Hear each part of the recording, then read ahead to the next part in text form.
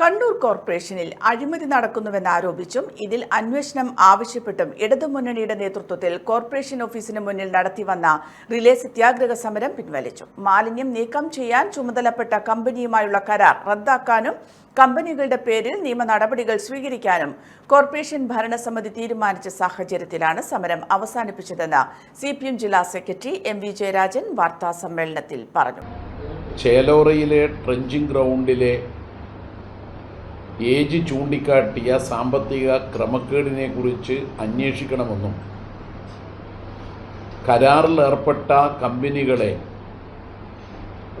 അതിൽ നിന്ന് ഒഴിവാക്കണമെന്നും നിയമ നടപടികൾ സ്വീകരിക്കണം എന്നുമായിരുന്നു. മറ്റൊരാവശ്യം പ്രതിപക്ഷ കൗൺസിലർമാരുടെ ഡിവിഷനുകളോട് കാണിക്കുന്ന വികസന കാര്യങ്ങളിലെ വിവേചനത്തിന് എതിരെയുള്ള പ്രതിഷേധമായിരുന്നു. ഒരു കാര്യത്തിൽ ഇന്നലെ കൗൺസിൽ യോഗം തീരുമാനമെടുക്കുകയുണ്ടായി.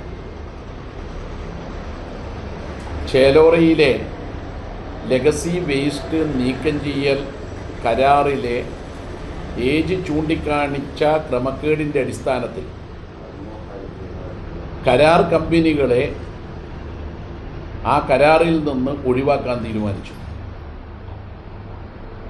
അതോടൊപ്പം നിയമ നടപടികൾ സ്വീകരിക്കാൻ സെക്രട്ടറിയെ ചുമതലപ്പെടുത്തുകയും ചെയ്തു. ഈ തീരുമാനത്തിൻ്റെ അടിസ്ഥാനത്തിൽ LDF സമരം ഇന്ന് അവസാനിപ്പിക്കുകയാണ്.